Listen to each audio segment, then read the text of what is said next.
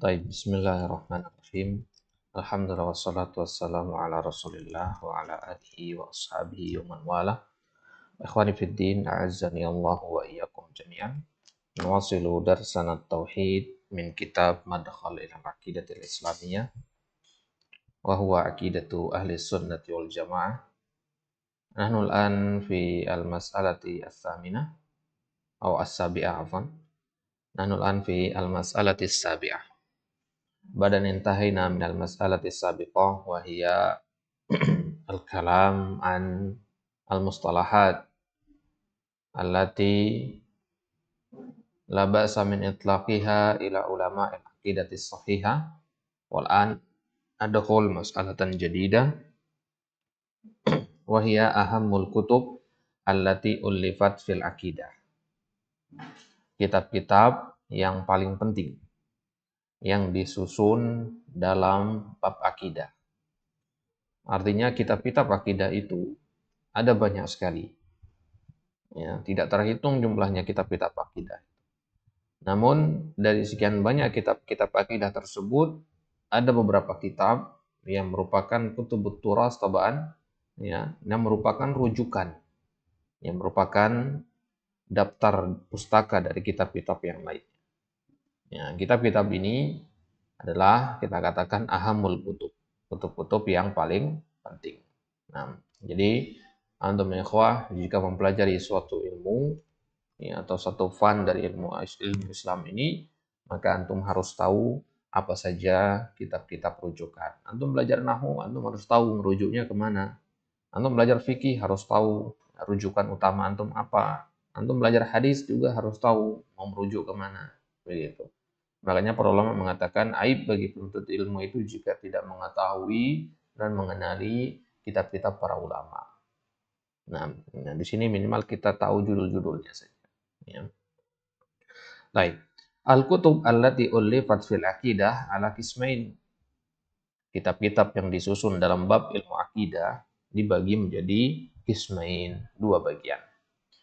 Bagian yang pertama, al-kutubul aqadiyatu ya, al-musnadah. Kitab-kitab akidah yang musnad sifatnya. Ya, apa itu musnad?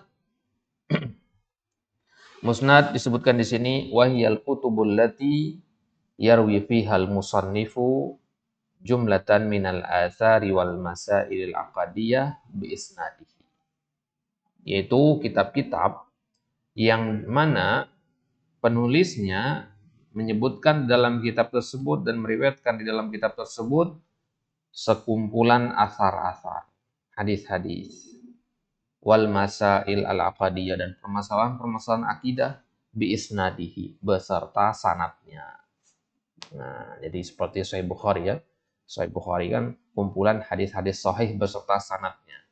Nah, kalau kutub al-aqadiyah al-musnadah ini kitab-kitab hadis ya hanya dalam bab akidah saja dan dalam permasalahan akidah saja. Sekarang permasalahan tentang Al-Quran kalamullah. Ya, Al-Quran adalah kalamullah. Maka di bawah bab ini nanti akan ada banyak hadis-hadis yang diriwayatkan oleh penulis. Ya, sebagaimana Imam Bukhari kan di dalam Kitabus Shalah misalkan di bawah Kitabus Shalah beliau masukkan ya, hadis-hadis yang berkaitan dengan sholat. Nah, kalau dalam kitab-kitab akidah yang ditulis ya hadis-hadis yang berkaitan dengan akidah beserta sanatnya. Makanya dinamakan al-musnadah. Ya, ada sanatnya. Nah, jadi kitab-kitab yang seperti ini biasanya ukurannya besar-besar. Ya, banyak-banyak jilidnya. Dikarenakan ya, ada sanat juga di dalam. Wa hadzal qismu ala nau'ain. Bagian yang pertama ini kita bisa menjadi dua, bagi menjadi dua. Yang pertama al-kutubul aqadiyatu al-musnadatu allati tata'allaqu bi taqriril aqidah. Kitab-kitab akidah yang ada sanadnya dan berkaitan dengan takrir akidah. Takrir akidah itu artinya pengukuhan akidah, penetapan akidah, ya, tasbit akidah. Contohnya misalkan kitab Syariah del Ajuri, ya, kitab Syariah kalangan Al-Imam Al-Ajuri, ya.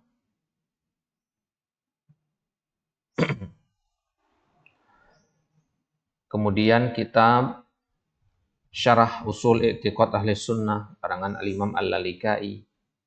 Ya, ya, ini jumlahnya 5 jilid. Ya. Di dalam kitab ini penulis membawakan Al-Lalikai membawakan asar-asar ya, dari Nabi, dari para sahabat, dari tabi'in beserta sanadnya ya, dan isinya adalah penetapan akidah. Nanti sedikit masalah khilafiyah di sini. Ya, penetapan misalkan Al-Quran adalah kalam Allah, penetapan bahwasanya Allah itu istiwa di atas arsy, itu kan penetapan akidah kita dasar. Nggak masuk ke khilaf, misalkan kelompok ini mengatakan Allah itu istaula, ini mengatakan istawa, enggak. Ya, sedikitnya seperti itu.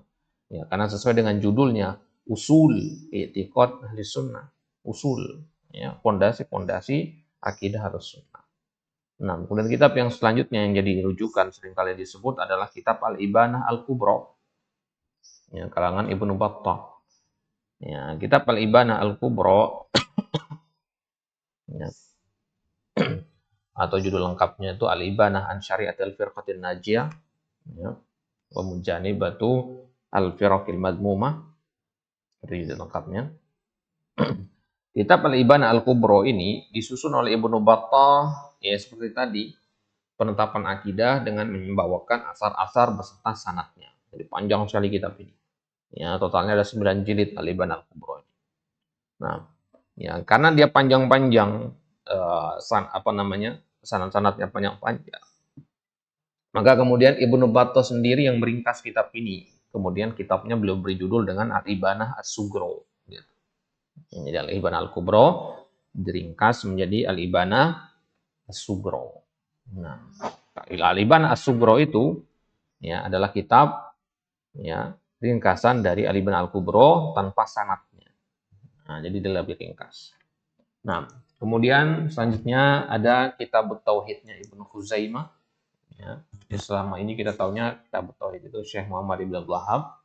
Ya, kalau dikatakan kitab Tauhid banyak sekali. Ya, kalau tidak salah 13 sama 14 judul yang ada yang namanya kitab Tauhid. Ya. Nah, jadi kalau kitab Tauhid dengan Syekh Muhammad Ibn Wahab itu sebutnya kitab Tauhid alladzi huwa haqqullah 'alal ibad. Ya, itu judulnya. Kalau dikatakan kitab Tauhid saja, bisa kitab Tauhidnya Ibnu Huzaimah, Ibnu Mandah dan sebagainya. Nah, yang paling masyhur pendahulu dari kitab Tauhid yang kita kenal sekarang adalah kitab Tauhidnya Ibnu Mandah. Nah, ini yang paling masyhur. Kemudian ada Al-Iman, ya, karangan Ibnu Mandah juga. Ini adalah kitab-kitab dasar semua. Ya, maksudnya penetapan akidah dasar. Tapi kalau dari sisi kualitas dan sisi isinya, ya, itu padat sekali. Nah, kemudian kitab As-Sunnah, karangannya Imam Ahmad. Baik. Kemudian yang kedua, pembagian yang kedua adalah Al-Kutub Al-Aqdiyah Al-Musnadah allati tata'allaq bir-raddi 'alal mukhalifin fi mas'alatin aqdiyah. Ya, kitab-kitab akidah, tapi itu kaitannya tidak penetapan dasar-dasar akidah, tapi untuk membantah orang-orang yang menyelisihi akidah yang benar. Jadi bantahan isinya. Nah, kitab-kitab seperti ini kitab rad, ya, kitab rudud namanya. Biasanya diawali dengan kata ar-raddu. Contohnya misalkan Ar-Raddu alal Jahmiyah, bantahan untuk Jahmiyah. Ini kitab akidah, tapi isinya berbentuk bantahan, bukan penetapan akidah. Nah, jadi kalau kitab-kitab yang antum pelajarin salah satu usul, kitab Tauhid, itu penetapan akidah itu. Nah, nanti kalau udah selesai belajar kitab-kitab penetapan akidah, baru antum masuk ke kitab-kitab rudut-rudut seperti itu, bantahan-bantahan itu. Ya, masuk ke kitab-kitab yang lebih tinggi, semisal kitab Ar-Raddu 'alal Jahmiyah, bantahan untuk Jahmiyah. Kemudian Ar-Raddu 'alal Jahmiyah juga karangannya Ibnu Battah, Dimna Al-Ibanatul Kubra. Ya, yang ini merupakan salah satu dari kandungan Al-Ibanah Al-Kubra. Ya, jadi dalam kitab Al-Ibanah Al-Kubra itu di salah satu jilidnya ada judul babnya Ar-Raddu 'alal Jahmiyah. Kemudian yang ketiga Ar-Raddu 'ala Bishr Al-Marisi. Ya, ada tokoh namanya Bishr Al-Marisi. Ya, tokoh yang terkenal, banyak pengikutnya, tapi dia menyimpang. Maka Imam Ad-Darimi menyusun kitab untuk membantahnya. Baik. Nah, maka tahapan belajar kitab akidah, ikhwah, jangan antum masuk ke kitab-kitab yang seperti ini dulu sebelum mempelajari kitab-kitab takrir al-akidah. Ya, pelajari dulu, ya. kitab-kitab yang membahas penetapan akidah. Ya, kitab-kitab dasar dulu, baru masuk ke kitab-kitab yang bantahan-bantahan seperti itu. Baik. Kemudian bagian yang kedua, al-kutub al-aqadiyah ghairul musnada. Kalau tadi kan kitab-kitab yang ada sanadnya semua. Artinya perawinya sudah disebutkan semua, an fulan bin fulan, an fulan bin fulan. Nah, bagian yang kedua ini nggak ada sanadnya. Wahyal kutubul lati tarwi fiha al-athar wal masail al-aqadiyah al-mahzufatul asanid. Yaitu kitab-kitab yang di dalamnya penulis meriwayatkan hadis-hadis, asar-asar, pembahasan-pembahasan akidah, mahzufatul asanid, patokannya ke situ, mahzufah, ya, sanatnya keputus. Nah, ya. Nah, sanatnya keputus itu bedanya. Ya, kalau al-qismul awal tadi kan, ya, dia dengan isnadihi kita katakan tadi, ya, isnadihi ada sanatnya. Nah, kalau ini mahzufatul asanid. Dan kita bagi jadi dua jenis juga. Yang pertama al-kutub al-aqadiyah ghairul musnada allati tata'allaq bi taqriril aqidah, yang berkaitan dengan takrir al-aqidah. Jadi ini lebih gampang ini kalau dibandingkan dengan kitab yang tadi ya. Karena ini sanatnya tidak ada dan penetapan akidah. Contohnya kitab As-Sunnah Imam Al-Barbahari.